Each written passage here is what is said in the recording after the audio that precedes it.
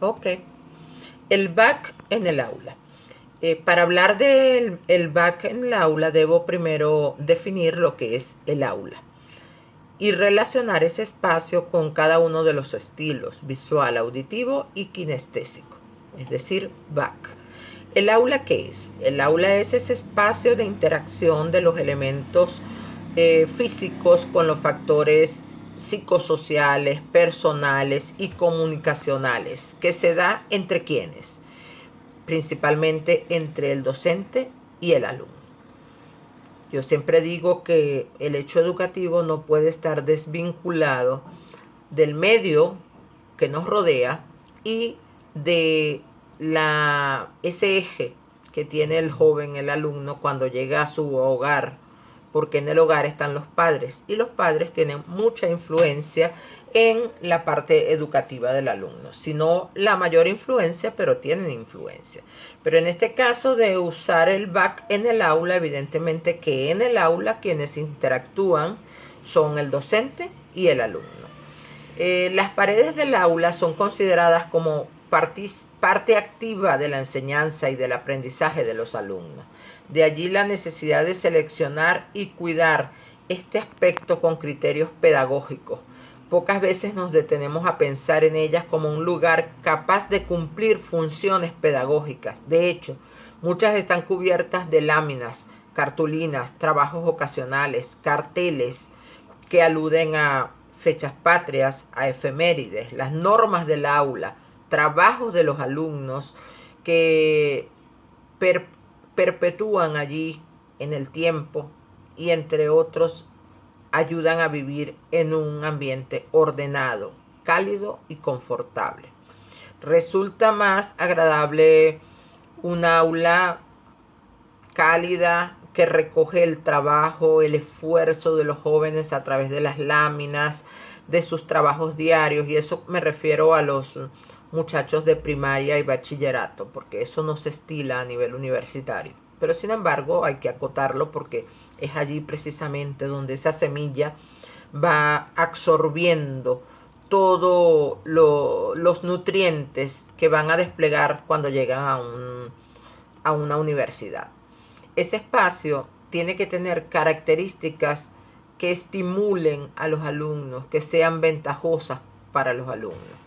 En ese orden está el color de las paredes, el espacio físico que sea cómodo, amplio, el tipo de mobiliario, la ubicación, la distribución que hacemos de las cosas, pupitres, estantes, escritorio del docente. Los elementos, es decir, todos aquellos elementos que están relacionados con, con el hecho educativo como tal, con la clase como tal. Todo esto aplicado al aula. Eso quiere decir que después de recibir la misma explicación, no todos los alumnos recordarán lo mismo. A algunos alumnos les será más fácil recordar las explicaciones que se escribieron en la pizarra. Y una gran mayoría de instituciones hoy día utilizan las pizarras eh, con marcador, no las pizarras con tiza. La mayoría de hoy día puede jugar el aspecto visual con el uso de marcadores de colores para resaltar ideas, para enfatizar. Todo eso estaría enmarcado dentro del sistema visual.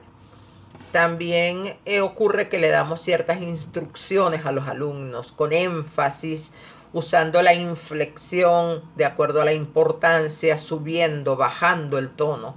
Y eso está utilizando el joven que el sistema de representación auditivo capta, graba a través del oído la información que está recibiendo.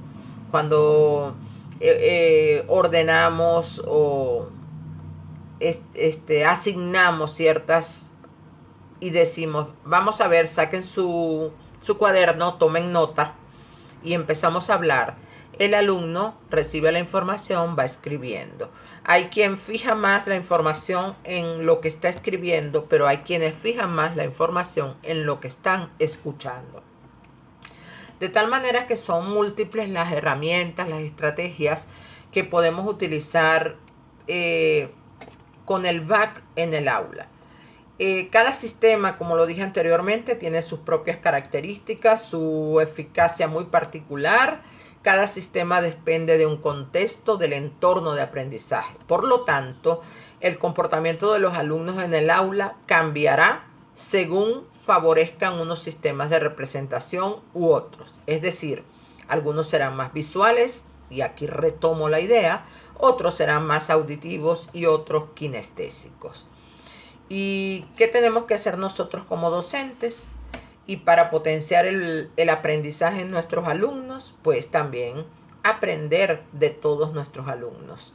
Saber identificar cuáles son los visuales, cuáles son los auditivos, cuáles son los kinestésicos. Y de acuerdo a eso, no discriminar a ningún alumno, sino que el que no está aprendiendo de manera visual, lo está haciendo de manera auditiva, de manera kinestésica. Y nuestro plan allí debe ser jugar con ciertas estrategias, obviamente enmarcadas o dirigidas a ese grupo particular de alumnos visuales, auditivos y kinestésicos. El conocimiento, el aprendizaje no está negado para nadie. Y aquí voy cerrando ya el video. Cada docente debe de estar dispuesto a identificar en sus alumnos la manera en la cual aprenden, sea visual, sea auditiva, sea kinestésica, a reconocer en sus alumnos las emociones, cómo esas emociones que puedan tener en determinado momento lo están impactando en su proceso de enseñanza-aprendizaje. De tal manera que, bueno, considero yo que las estrategias referidas a todos los sistemas de representación deben ser aplicadas en todas las instituciones educativas, tanto públicas como privadas, a la hora de diseñar la instrucción. El docente debe presentar la información en forma variada, mapas, videos, ilustraciones gráficas. Debe de utilizar al alumno para desplegar esas estrategias, mandarlos a hacer maquetas, mapas mapas conceptuales, diseños, a poner en funcionamiento toda su creatividad y que cada uno despliegue su propio sistema de aprendizaje, su propio estilo de aprendizaje. Y usar aquellas estrategias que se adecúen a cada estilo. Buenas tardes. Todo por esta semana. Nos vemos la próxima.